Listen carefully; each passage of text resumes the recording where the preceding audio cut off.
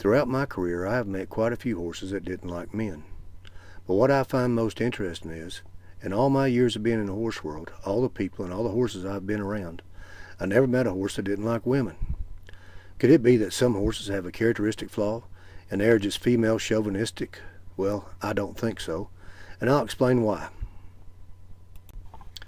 A horse's survival doesn't depend on knowing the sex of another species. Would it matter to a horse if it was confronted by a male or female, if it was a lion, tiger, or bear? The horse's survival only depends on knowing whether it should take flight or when it can just ignore certain species. I've met quite a few horses in my time, especially as a farrier. Some horses may want to stick their nose to me, some may want to sniff my hand if I stick it out to them, and some just don't care and don't bother to do either. But at most, that is all they will do. I've never had a horse give me such a going over as what you will see in this video clip of a horse meeting another horse it doesn't know. In this scene, which comes from the documentary Cloud, White Stallion of the Rockies, you can observe how one stallion is checking out the other stallion in their natural habitat.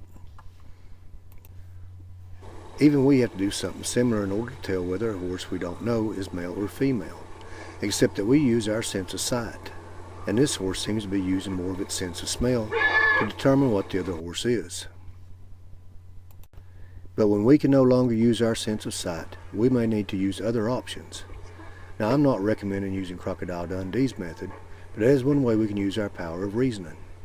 It is claimed that humans are the only species that has a power of reason, which is basically the ability to study, to observe and compare, and to apply logic. These things are necessary for us to determine whether any mammal is either a male or female. Outside their own species, horses don't have the faculties that we possess necessary to determine the sex of other species. It's just not something that is important to their survival. And just look at geldings. For the gelding there was a desire that arose in a moment, and that desire now no longer arises in any moment. The gelding doesn't comprehend what occurred or what has been lost. It was just chemicals and other things in their brain that produce certain behaviors. And those chemicals are now no longer producing that behavior. I don't believe mares are able to comprehend mentally the difference between a gelding and a stallion. Now, I'm certainly not an expert on horse reproduction, but I have seen mares come in contact with an unknown gelding who were previously showing no signs of being in season, heat, but after they came in contact with the gelding, that was all it took to bring the mares in. And I have seen this occur on more occasions than I can remember. Expecting the horse to have the ability to use the power of reasoning is what creates so many problems for them. As an example, if we throw a saddle on a horse's back the first time and it bucks, we think this doesn't matter, because it will see that since it isn't being hurt, it will learn to accept it. But if this was always the case, bucking horses in a rodeo wouldn't last but a time or two. Many people do the same thing for farrier work. And is it any wonder why there are so many methods of force used, like drugs, twitches, tying legs up, throwing a horse down, or the use of stocks in order to work on their hooves? What is occurring in the now, not future or past, and not male or female, is what is most important to a horse in its survival. Horses have an associative memory, and it is one of the most important brain functions used for training.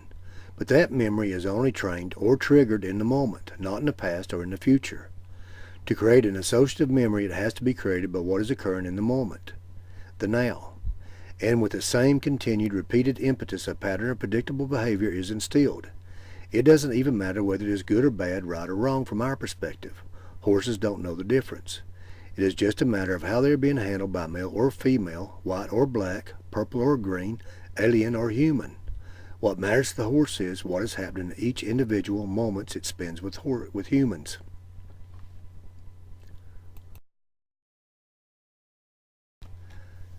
I even read a story that someone claimed their horse didn't like a man only because he just looked like another man, whom apparently had abused it. Horses aren't that judgmental. There is an integrity and dignity about them that is above these petty human judgments. We can obtain the same integrity and dignity that horses have when we let go of our own unnecessary and unfounded judgments.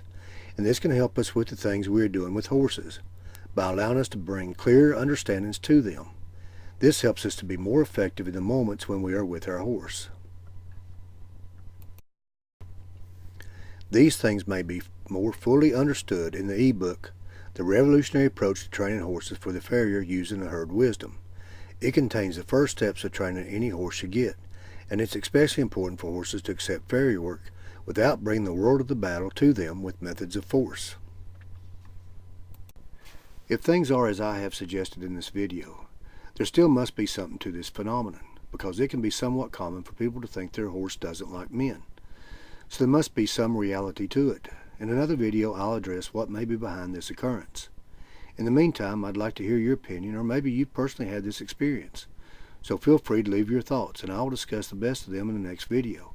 But let's strive to rise to something a little higher than nasty or derogatory comments, because I'm only going to delete those kinds of opinions.